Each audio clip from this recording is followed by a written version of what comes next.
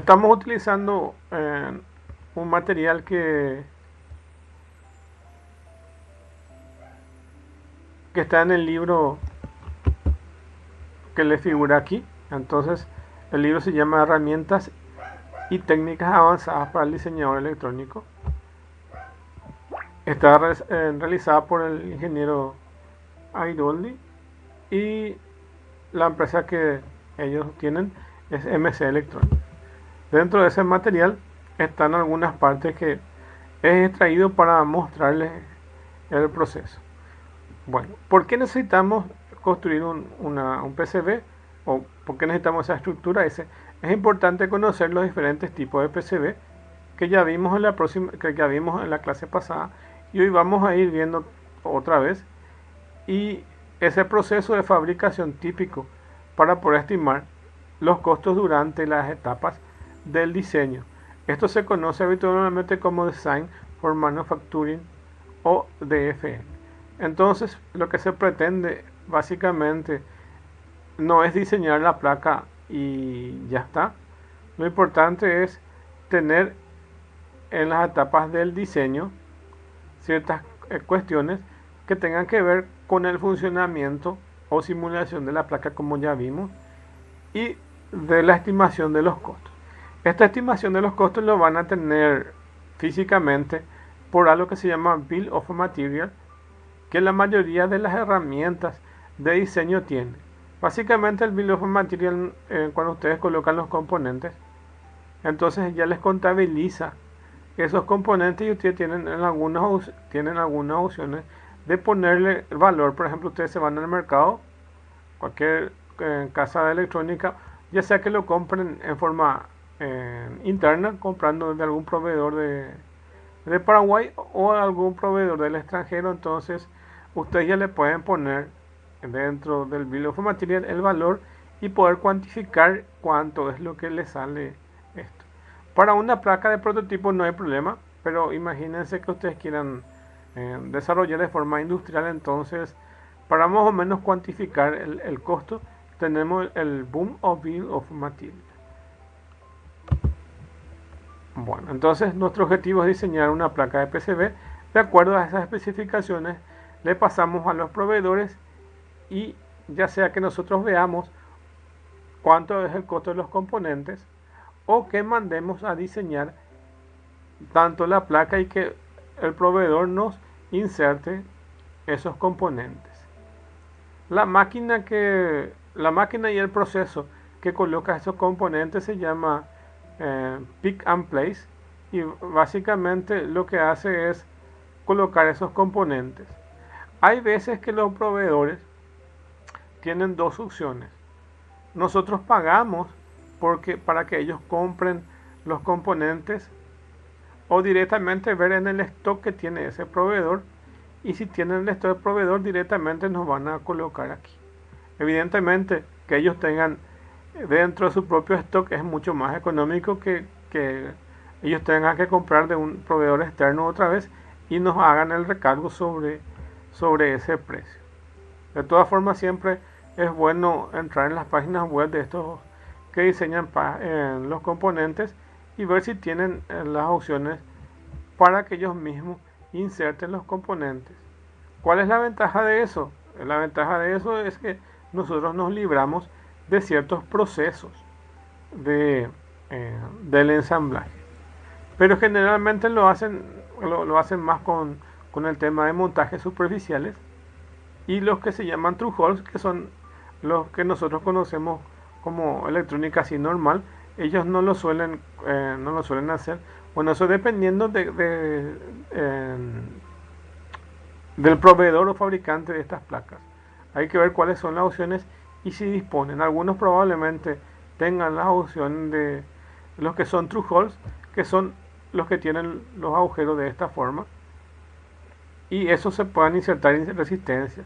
Pero evidentemente están los que son de montaje superficial, que en algunos de los proveedores le es más fácil eso instalar.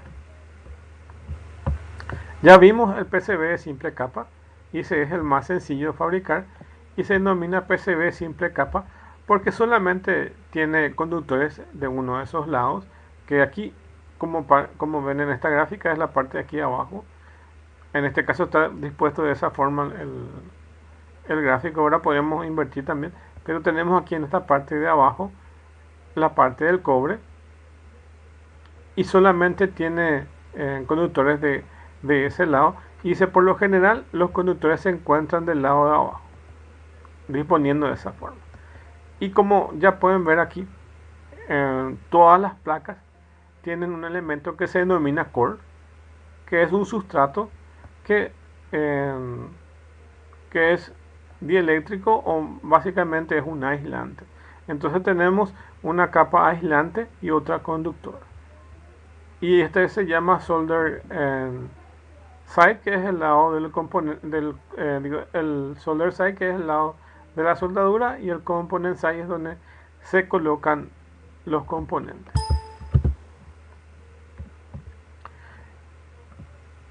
Para fabricar este tipo de PCB se utiliza un núcleo core, como pueden ver aquí, que es aislante, y que generalmente puede ser el FR4 que ya vimos la clase pasada, y uno de sus lados es cubierto completamente con una capa de cobre, que es esta que está aquí, y evidentemente aquí se trazan las pistas y las vías que van a ser utilizadas después.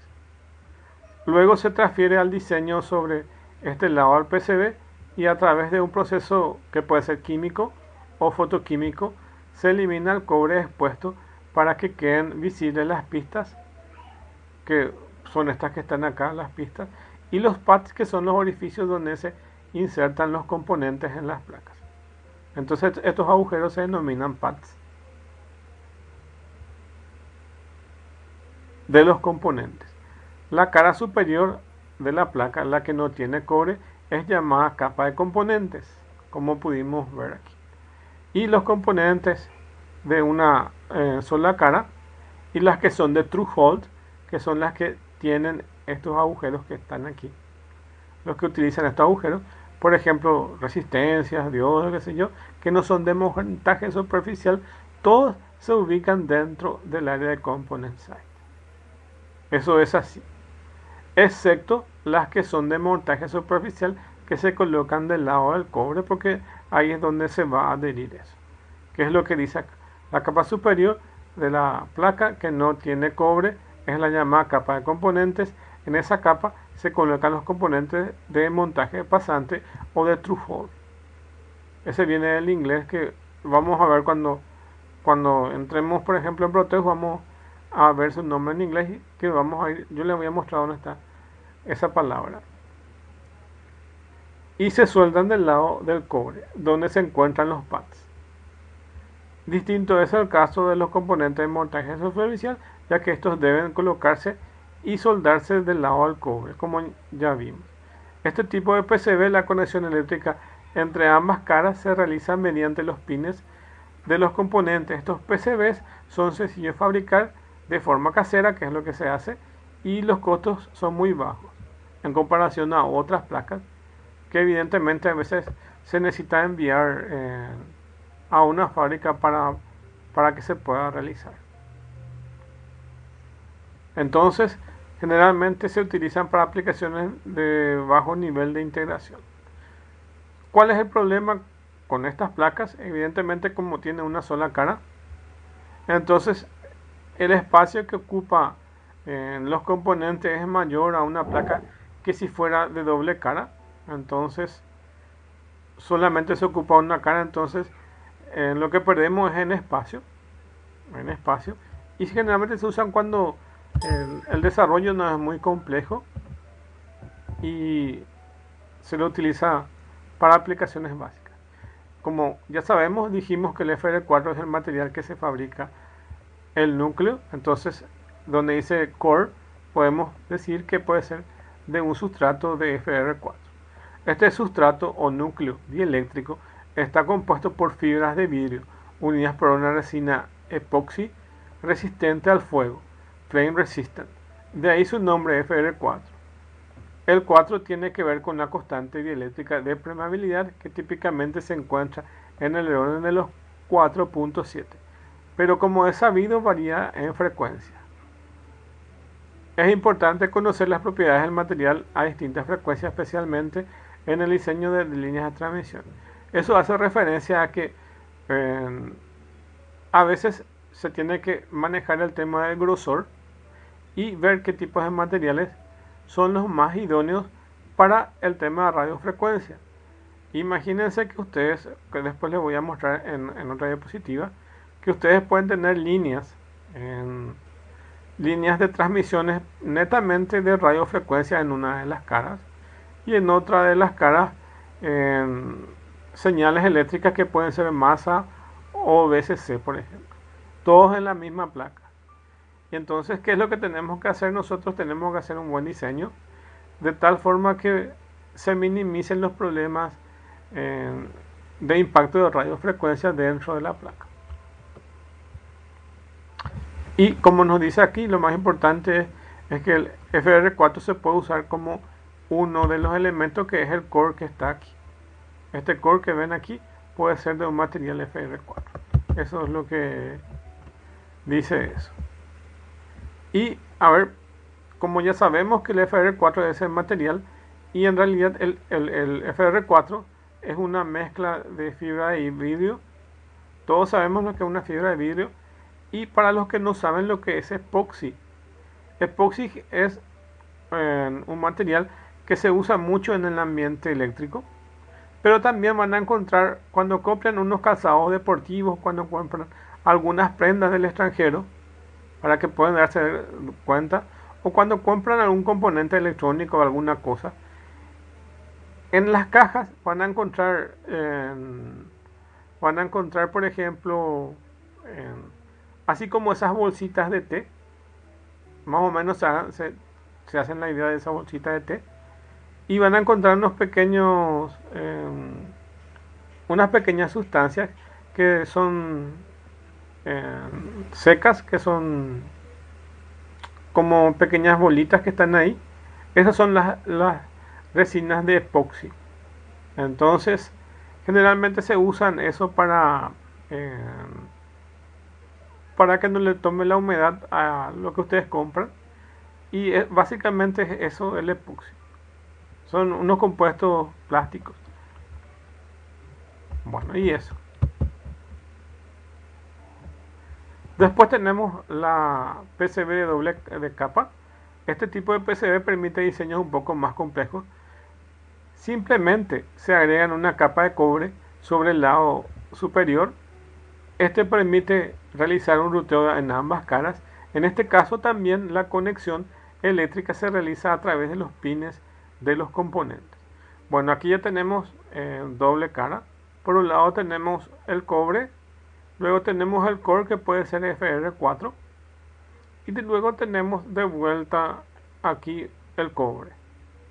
Y aquí estas vías, y aquí estas conexiones de los cobres pueden ser independientes o estar conectados por estos que están acá, que son lo que después se denominan vías. Y generalmente las primeras vías se construyen de esta forma, generalmente para conectar la parte de arriba del cobre con la parte de abajo del cobre.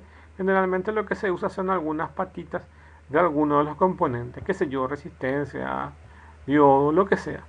Entonces, la conexión entre esta capa de cobre con esta de otra se hace a través de cualquiera de los pines. Entonces, qué sé yo, una patita de una resistencia hace conducción entre estas dos. Y eso se hace así para los PCBs que no requieran mucha complejidad. Directamente una patita de un componente hace la conexión entre estos. Cuando estos generalmente son agujeros que están acá y tienen cobre por dentro, generalmente ya se le conoce como el nombre de vías, que vamos a ver después. Bueno, estas vías originalmente se llaman agujeros metalizados, porque en realidad lo que se hace es rellenar. A ver, en la figura anterior, a ver un poco si me ven, se dan cuenta que aquí no se rellena completamente esta cara del cobre no se rellena completamente, sino que hay una capa de core que divide a ambas. Se ve ahí en la gráfica. Pero hay veces que se necesita llenar ese agujero donde van a ir los componentes con una aleación o directamente con un elemento conductor, que es lo que vimos del cobre. Entonces, a esta parte que se rellena, inclusive en el material que les dejé y todavía no les mostré todo, de la clase pasada, algunos, si quieren tener esta parte mucho más resistente, con una aleación de tungsteno se rellena, entonces es mucho más resistente a alguna de las placas. Bueno, a estos agujeros se les llaman agujeros metalizados. En los dos primeros tipos de PCB vimos la conexión eléctrica entre ambas capas se realiza mediante los pines de los componentes. Colocando una patita de un componente ya está. Y esto no permite circuitos complejos, ese es su problema, ya que limita el espacio físico disponible. Además, no siempre va a coincidir el pin del componente cuando necesitamos conectar ambas caras. Hay veces que se necesitan del uso de vías que vamos a ver enseguida, que sirven para conectar estas caras, y no necesariamente necesitamos colocar una patita de un pin. O sea, si colocamos la patita de un pin, va a ocupar un espacio que no se necesita, o en realidad colocar la patita del pin no va a tener función ahí. Por eso es que se hacen estos agujeros especialmente, que se denominan metalizados, que su función única es comunicar de una capa o varias, a través de estos agujeros metalizados. Y además no siempre va a coincidir el pin del componente cuando necesitamos conectar ambas caras. Por esto se utiliza el agujero de conductores que se comunican con ambas caras, y acá tenemos el gráfico de eso. A estos agujeros se denominan los que ya les dije, plate through holes. Bueno, y estos through holes son generalmente la mayoría de la electrónica que nosotros conocemos, que no son de montaje superficial. Entonces se denominan agujeros metalizados, o en inglés plate through holes, que se denominan también PTH.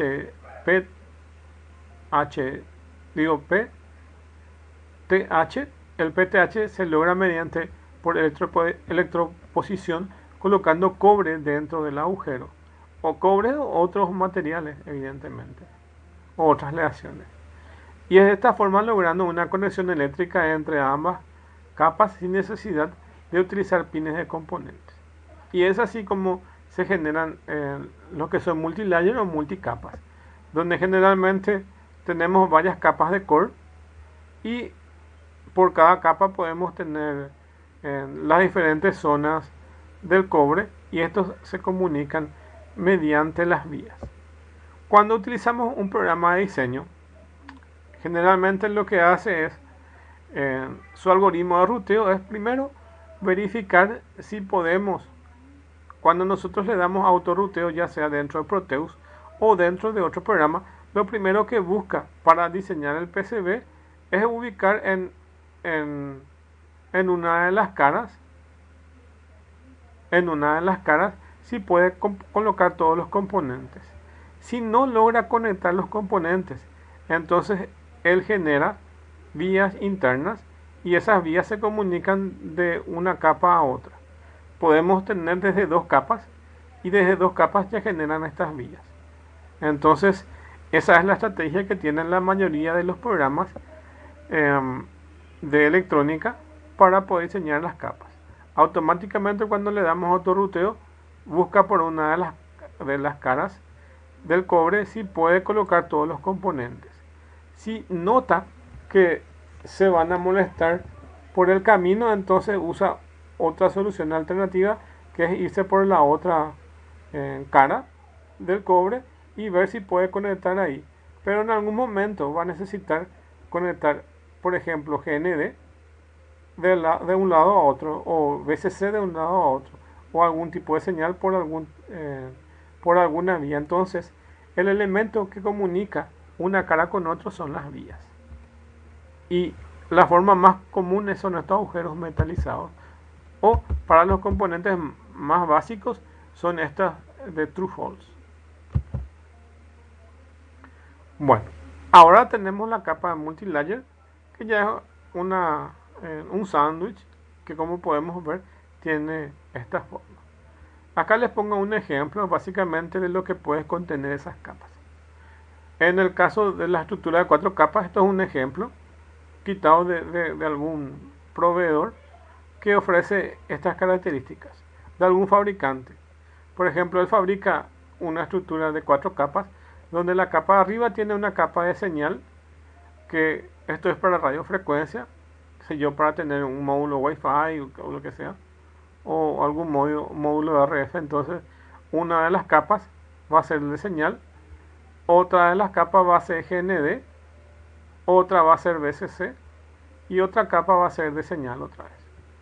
Y puede crearse otra de 6 capas. Esta es una opción con 4 capas y esta es otra opción con 6 capas. Puede ser una de las capas de señales, después puede ser GND, puede ser otra capa de señal, una fuente de alimentación o VCC, otra de GND y otra de señal. Dependiendo de cuál es la aplicación que se van a hacer, estas áreas que separan entre el signal y el GND o el signal y VCC, entonces va a tener un espesor o un ancho mayor. ¿Por qué eso? Para proteger el tema de radiofrecuencias. Imagínense que si el cobre está muy pegado a otra área de cobre que tienen diferentes funciones, entonces podemos hacer que se induzcan estas placas de cobre, entonces generan alguna información parásita o induzcan algo que no necesitamos. Entonces, las configuraciones de este grosor van a importar cuando se realizan conexiones multicapa. En este caso, vamos a ver un poco. Acá tenemos la top layer y acá tenemos la bottom layer y después tenemos caras intermedias.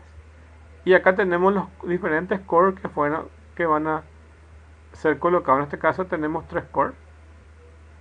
Y entre core y core, entre este core y este core, van a darse cuenta que existen láminas de cobre y este elemento que se llama prepec, que básicamente es un aislante que separa entre los núcleos y el cobre. Entonces, estos se hacen de forma de sándwich. Como estuvimos viendo el video de la clase pasada, la idea es que se hagan capa por capa y por eso se denominan tipo sándwich.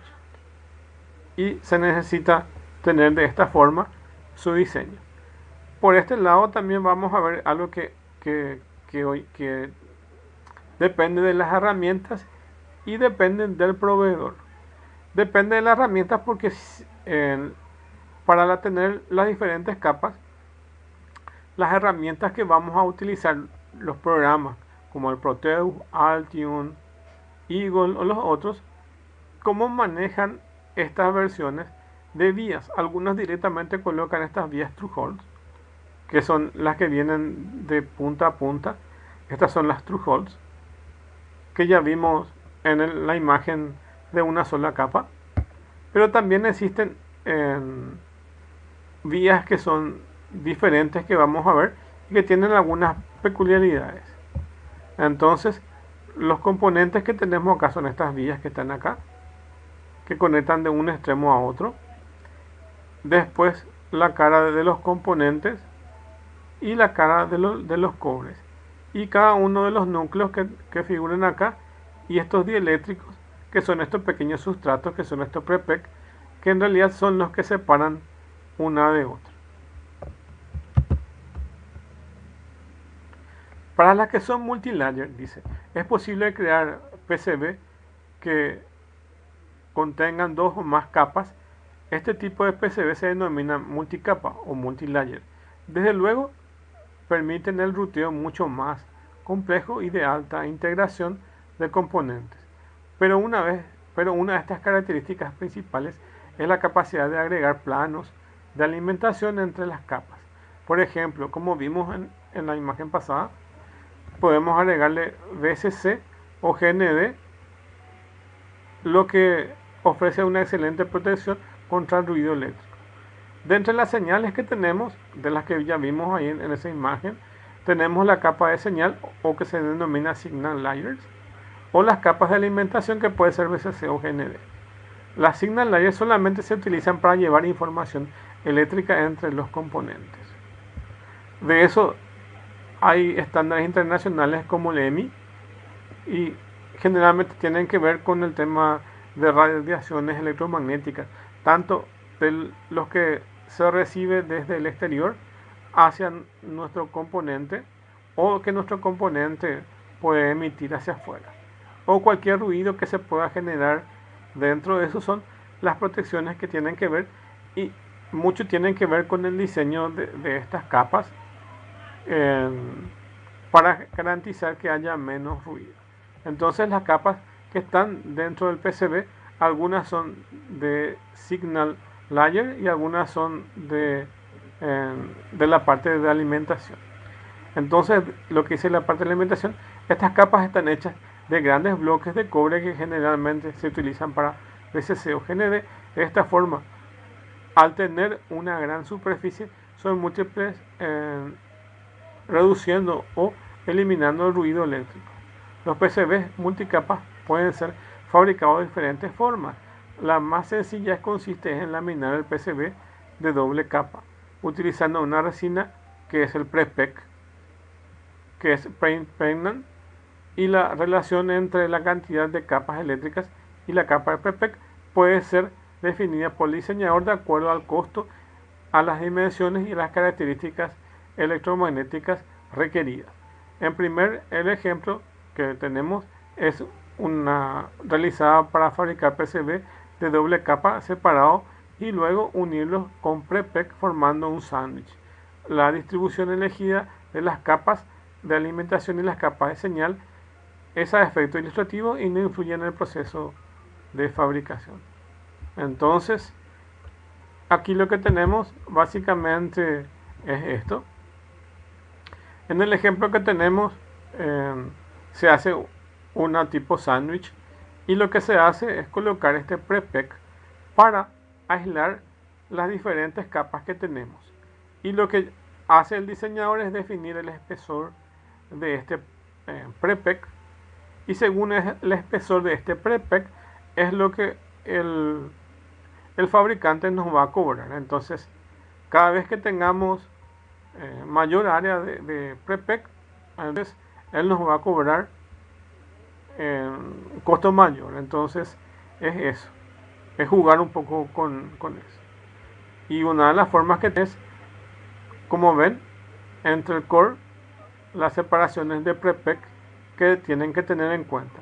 Y acordarse que estas secciones de cobre pueden, o sea, cualquiera de estas secciones de cobre que están aquí, o cualquiera de estas que están aquí, arriba o abajo, pueden funcionar o para radiofrecuencia. Entonces son señales de radiofrecuencia lo que circulan por una cara. Esta puede ser, en este plano que tenemos aquí, por ejemplo, pueden ser de radiofrecuencia. Esta puede ser, por ejemplo, para VCC, y esta puede ser para GND.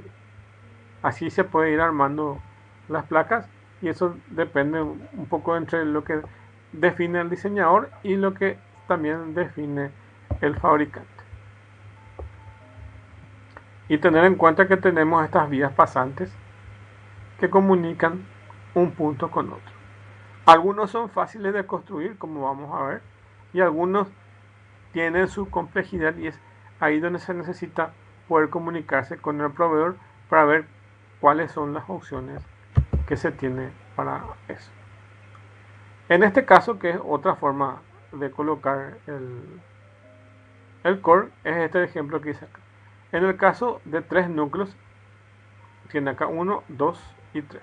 Si vemos este otro, ¿cuánto tiene? 1, 2, 3, 4 núcleos tiene. Y en el ejemplo que hice acá, para el caso que tenga 3 núcleos. En el caso que tengamos 3 núcleos, pueden ser fabricados simultáneamente pero luego las capas de prepec y el cobre exterior deben ser agregados por separado dentro del proceso de laminación. Entonces podemos tener evidentemente estas tres capas y como sándwich luego se le agregan los prepec que están aquí. Entonces es lo que hice acá. En el caso de este ejemplo tenemos tres núcleos que son fabricados simultáneamente. Cada uno podemos colocarlos simultáneamente. Pero luego las capas de prepec y cobre interior, las que están, estos son los cobres interiores que están aquí. Ahora entonces el prepec y los cobres interiores entonces deben ser agregados por separado en el proceso de laminación. Entonces cada uno de estos, su proceso ya es más lento. Luego todo el PCB debe pasar por un proceso químico para eliminar el cobre no deseado de las capas exteriores. Es lo mismo que diseñamos el PCB a mano. Ustedes van a pintar esto con un pincel y luego le van a colocar el ácido que va a comer las partes que no se desea. Bien hacer lo mismo. Luego de todo el PCB debe pasar por un proceso químico para eliminar el cobre no deseado de las capas exteriores. En una placa multilayer, dice en esta última imagen, vemos varias capas de prepec montados sobre un único núcleo. Esta es otra forma de poder y va a depender del fabricante si dispone de esta forma de ver, dice. Esta última imagen vamos a ver varias capas de prepec. Acá tienen una capa de prepec, acá tienen otra capa de prepec y acá tienen otra capa de prepec, las que son de color blanco. Entonces en esta última imagen vamos a ver varias capas de prepec montadas sobre un único núcleo. Este método es más costoso ya que el PCB es fabricado progresivamente agregando capas de prepec y cobre. Entonces vamos a suponer que empecemos aquí desde el core. Entonces ya tenemos la parte del cobre aquí debajo, tenemos el core aquí que puede ser FR4, luego tenemos nuestra capa de vuelta de cobre, pero debe haber un elemento o un compuesto o un sustrato que pueda aislar esto. Entonces ahí es donde se le agrega este prepec que está aquí. Entonces aquí le agregamos prepec, que son esta parte blanca. Luego vamos a colocar un área de cobre y después evidentemente vamos a colocar de vuelta prepec como elemento separador. Y eso es lo que se hace. Y es más costoso porque es un proceso mucho más lento de agregar cobre versus prepec. Entonces es así. Cada vez que se agrega una nueva capa, el PCB completo debe pasar por un proceso químico para eliminar el cobre no deseado, que es el mismo caso de que ya dijimos. Esto se da como resultado que tenemos un PCB mucho más fino en los dos casos que en los dos casos anteriores. Sin embargo, es fundamentalmente importante considerar las propiedades electromagnéticas del prepec al momento del diseño. Por lo último, es necesario conocer y definir con el proveedor de fabricación de estas placas los costos y la posibilidad de su fabricación. Entonces, primero es saber si el proveedor puede proveernos este tipo de placas y ver si él cómo va a desarrollar esto y cuánto es el costo asociado a estas placas. En comparación a la que tenemos aquí, que tenemos varias capas de core que funcionan como aislante, o tener esta capa directamente de una sola capa del core y después ir trabajando directamente con el prepec, lo que se gana aquí evidentemente es tener un PCB mucho más delgado que en comparación a este que también es multilayer. Entonces aquí vemos que esto es mucho más ancho y acá tenemos una capa mucho más fina. Eso es lo que ganamos. Además de eso, que también los componentes pueden estar insertados en forma más compacta. Luego, evidentemente, viene la máscara aislante del solder mask que ya vimos la clase pasada de lo que es. Entonces, industrialmente los componentes se soldan sobre los PCBs utilizando una ola de estaño, o también denominado proceso de flujo o reflow dentro de un horno. En ambos casos corremos el riesgo de que se produzcan puentes o entre los pads o las pistas que son adyacentes, que no tengan la máscara antisoldante. Esta máscara es habitualmente de color verde, aunque en realidad puede fabricarse de cualquier color. Esta máscara protege al cobre y solamente deja expuestos los pads para permitir las soldaduras. Tiene una doble ventaja de prevenir la corrosión del cobre y evitar puentes en el proceso de montaje. La máscara antisoldante se coloca sobre las capas superior e inferior del PCB y lógicamente no se impregna en las capas internas. Esto generalmente lo tienen la mayoría o casi todos los fabricantes de PCB. Evidentemente, las que son multicapas no vamos a aprender que no tengan esta capa máscara aislante. Todas tienen esa capa aislante. Y hay, por ejemplo, algunas normativas internacionales de acuerdo así tienen algunos componentes de las placas. Si algunos de los componentes de las placas pueden dañar el medio ambiente, entonces hay regiones en el mundo que son bastante exigentes. O por ejemplo, para las placas madre de computadora, en muchos de los países o la mayoría de ellos cumplen algunos estándares internacionales. Algunos, por ejemplo, cumplen el estándar internacional que se denomina RoHS, y eso nos protege del medio ambiente cuando se tiran a la basura estas placas. Entonces, también hay normativas y cuestiones que ver con el diseño, no solamente que tengan que ver con el solder max, sino también con el tipo de materiales que se utiliza internamente para fabricar estas placas. Algo que ya vimos también que es el Seal Screen, que directamente en los programas, como les dije, cuando ustedes ya hacen su diseño de PCB, la mayoría de las herramientas ya les permiten colocar el Seal Screen de los componentes que ustedes ya hayan definido. Entonces muchas veces es útil indicar sobre la placa la ubicación de los componentes o bien colocar información como el nombre de la placa, el fabricante, el código de barra o cualquier información que ustedes quieran, el logotipo. Esto se hace con una tinta que es tradicionalmente de color blanco o de color amarillo. Se puede adherir sobre la superficie de PCB y no es conductiva. Lo ideal es elegir un color que contraste bien con la máscara antisoldante.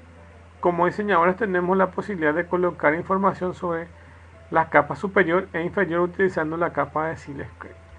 Acá en la imagen, entonces, siempre muchas de las placas que ustedes compren o puedan ver van a darse cuenta que, por ejemplo, la capa de serigrafía siempre es importante para poder ubicar bien los componentes. Entonces, les sirve tanto a los diseñadores, a los que van a soldar o a la gente que va a reparar alguna placa. Entonces, colocar de qué forma van a estar distribuidos. Por ejemplo, si es un integrado, entonces dejar la muesca acá, de qué lado se va a colocar el componente y colocarlo en número 1, por ejemplo, para indicar que aquí se tiene que colocar la patita número 1 de ese componente. Son cosas así o ciertas informaciones que identifiquen al fabricante. Es muy importante para poder hacer un buen diseño y también, por otro lado, para poder identificar qué tipo de placa es y qué fabricante es. Bueno, por último tenemos el tema de las vías, y aquí depende mucho de los fabricantes. No sé si tengo una imagen que muestre los tres, pero voy a tratar de ejemplificar. Tenemos tres tipos de vías. Acá en esta imagen o en este material solamente se mencionan dos, y se mencionan dos porque son las más importantes. Porque el threshold ya es el que ya vimos y el threshold es este que les muestro aquí. Estas son las vías threshold y con estas vías no hay ningún problema. Son los casos más normales de generación de vías. Y las vías, dijimos, lo que hace es comunicar una capa con otra capa. Entonces aquí tenemos, por ejemplo, una capa de cobre y acá tenemos otra capa de cobre y se comunican mediante estas vías que en este ejemplo son las denominadas threshold, que vienen desde el inicio del PCB hasta el fin del PCB. Ahora, existen otros tipos de vías y esas tienen que ver con algunas cuestiones importantes y que tengan que ver, y las que se usan generalmente para radiofrecuencia. Cuando trabajamos con radiofrecuencia o para hacer componentes más pequeños, o las que le llaman las que tengan que ver con alta velocidad, porque hoy en día, por ejemplo, el proceso de un microcontrolador puede ser mucho más rápido la información que fluye dentro de eso. Ni qué decir, por ejemplo, para una placa Wi-Fi o otras placas, necesitan vías especiales que tengan una función bastante diferenciada, y acá es donde aparecen estas dos posibilidades. Pueden haber diferentes tipos de vías. Hay uno que tampoco les puse aquí, que se llama microvías, porque de hecho este estaba en un material, y para contarles les voy a decir que existen estas vías que son ciegas, estas vías que son enterradas, y existen otras que son microvías y las de threshold. Son algunas posibilidades que tenemos. Les leo. Las distintas capas de PCB se conectan entre sí utilizando pequeños agujeros metalizados, que es lo que estamos viendo o lo que vimos, que era el plate threshold, ¿verdad? Que son nuestros agujeros metalizados denominados vías. Entonces, en general, vías es cualquier cosa que comunique un punto de la placa con otro, generalmente por el lado del cobre. El diámetro de estas vías suele ser mucho menor que los agujeros metalizados pasantes utilizados para montar los componentes. Entonces, donde necesitan los componentes, el agujero es menor, el agujero es mayor, y cuando vean una vía dentro de una placa van a darse cuenta que su diámetro es menor. Entonces, visualmente, las que son de threshold van a darse cuenta que esas vías son de menor tamaño. Y ahí no van conectados ningún componente si su única función es comunicar cierta parte de la placa con otra. Como los núcleos del PCB multilayer son fabricados de forma independiente y luego laminados con el prepec, que es lo que estuvimos viendo, es posible crear vías internas que no son visibles desde la capa exterior del PCB. Esto es fundamentalmente para aumentar la integración, ya que podemos utilizar el espacio de capas exteriores donde antes había una vía para rutear nuestro diseño. Eso quiere decir que existen estos thresholds que están aquí, pero también existen vías internas. Entonces pueden estar solo en esta capa, más o menos en esta capa y en esta capa. Entonces esas vías son internas. A esas vías internas, los dos nombres que se le dan pueden ser estas vías o denominadas vías ciegas, o las varied vías o vías enterradas. Son ejemplos de esos tipos de vías internas. Entonces, mirando la placa, internamente están estas vías, pero yo no voy a ver, solo el fabricante lo va a saber, solo el fabricante de quien desarrolla las placas, que es el fabricante de las placas, o el diseñador que va a diseñar con algún programa estas vías. Solamente esas personas saben que existen estas vías internas. Las blind vías son las vías que solo aparecen en un lado del PCB. Y les voy a mostrar un poco para que puedan ver, no creo que tenga acá una imagen.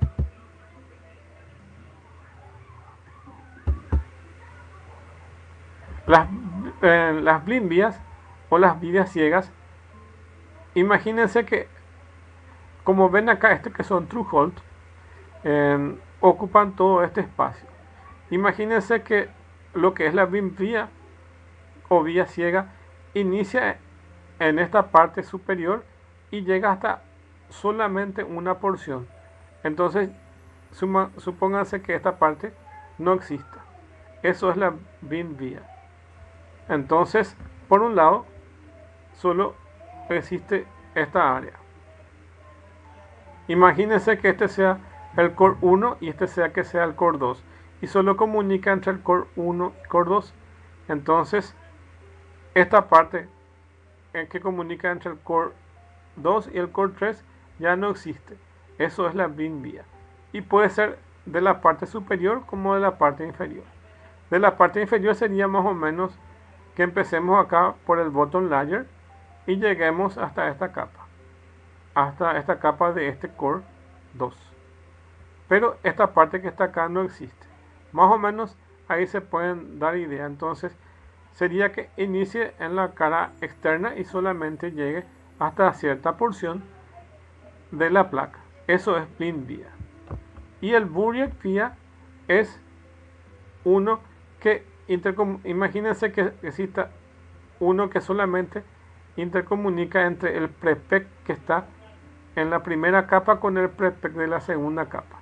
Entonces imagínense un agujero que solamente esté en esta posición. Entonces estos son los más externos, los más internos. Y lo que generan problemas no son estas de BIM vías, como vamos a ver en las explicaciones, sino son estas que están como acá más internas. Entonces estos through-hole vamos a decir que comunican completamente. Entonces estos no hay problema. Estos llegan hasta la mitad de la capa, entonces tampoco no hay problema. Pero estas que son internas, que están acá y que van a comunicar, estas que son también internas, estas sí son problemáticas. Y a esta es la que se la denomina con el nombre de vías enterradas. Evidentemente porque están entre capa y capa. Están enterradas entre esas dos capas de prepec. Entonces, estas buried vías son las que generan problemas. ¿Por qué generan problemas? Porque tienen que perforar una capa de prepec que está a este nivel y otra capa de prepec que está a este otro nivel. Y eso dentro de la industria les cuesta un poco hacer ese trabajo. Evidentemente el costo asociado a una buried vías es mucho más costoso. ¿Cuál es la ventaja de tener estas vías enterradas, que son estas que están aquí, o estas vías ciegas que están aquí? Es que en realidad las placas se hacen mucho más compactas y más pequeñas. Esa es una de las ventajas. Y generalmente se le utiliza también para los que tengan alta velocidad de comunicación, como pueden ser, por ejemplo, placas de celulares, por ejemplo. Entonces, se dan cuenta que los celulares cada día son más compactos. Entonces, se usan este tipo de placas para poder hacer ese trabajo. Bueno, continuamos entonces. Entonces, por un lado están las BIM vías, que son las vías ciegas, que son las vías que solo aparecen de un lado al PCB. Entonces, visualmente, yo también puedo ver de un lado al PCB y giro el PCB del otro lado y no encuentro el agujero, solamente veo de un lado. Entonces, a esas se le denominan vías ciegas. Pero también existen algunas vías que se denominan enterradas, que no se van a ver ni colocando una lupa y mirando ahí, sino que están entre esas capas que ya vimos de las multicapas. Entonces son las vías internas que no se ven en las capas superiores o inferiores del PCB. Entonces esas son las vías enterradas. Como diseñadores podemos utilizar ambos tipos de vías, ya sea la de BIM o la de buried, pero debemos tener en cuenta que las buried vías son mucho más costosas y no todos los fabricantes pueden fabricarlas. Esa es su principal problema que hay que tener en cuenta. Además, hay que considerar otros ciertos factores inherentes dentro del proceso de fabricación que determinan la factibilidad o no del diseño. Se puede entonces utilizar generalmente estas vías, pero las Burrier vías son más difíciles de fabricar. Y algunos lo hacen y otros no lo hacen. Estamos hablando de los fabricantes. A continuación veremos algunos inconvenientes de fabricación que pueden presentar de estas Burrier vías, que son las que más tienen problemas. Dice, en este diseño no se puede fabricar ya que es imposible perforar y metalizar el agujero que solo atraviesa una capa de prepec, dice. Esto se da en la tercera y cuarta vía. Para evitar esto debemos perforar la capa del núcleo que es adyacente. Veremos cómo hacerlo en el siguiente esquema. Entonces, no se puede perforar esas capas de prepec, entonces lo que se hace es utilizar esta capa del núcleo y se perfora eso. Acá tienen el ejemplo de qué es lo que se hace. Entonces se perfora el núcleo y se comunica esta zona de este prepec con esta de otro perforando el núcleo. Como ven aquí, este sería nuestro núcleo y básicamente entre esta capa de conductora con esta otra conductora, lo que vamos a hacer es aquí perforar este núcleo, ya que lo que no podemos hacer es perforar la capa de prepec. Si bien este método requiere un control de profundidad en la perforación, por la parte del fabricante es mucho más económico. Dice perforación del prepec desde la capa superior. Continuando con el tema de vía, dice, por último presentamos el proceso más sencillo, que es lo que más se recomienda y más económico para hacer. Por último presentamos el proceso más sencillo de fabricación de las vías sobre el prepec y consiste en la realización de unas vías pasantes sobre todo el stack. Desde luego es el proceso menos eficiente porque no tenemos la posibilidad de rutear sobre las vías en las capas perforadas. Sin embargo, y por una cuestión de costos y tiempo de fabricación, muchas veces se considera una opción al momento de diseñar el PCB. Entonces aquí lo que hay que hacer es hablar con el proveedor si ellos pueden proveer estas opciones, y con el programa de diseño, con algunos programas de diseño, porque no todos los programas de diseño permiten trabajar con estas vías. Creo que el Eagle es uno de ellos, el Altium también. La verdad es que no sé si Proteus permiten trabajar con estas Burrier vías. Habría que ver, pues no todos los programas también permiten trabajar con estas vías.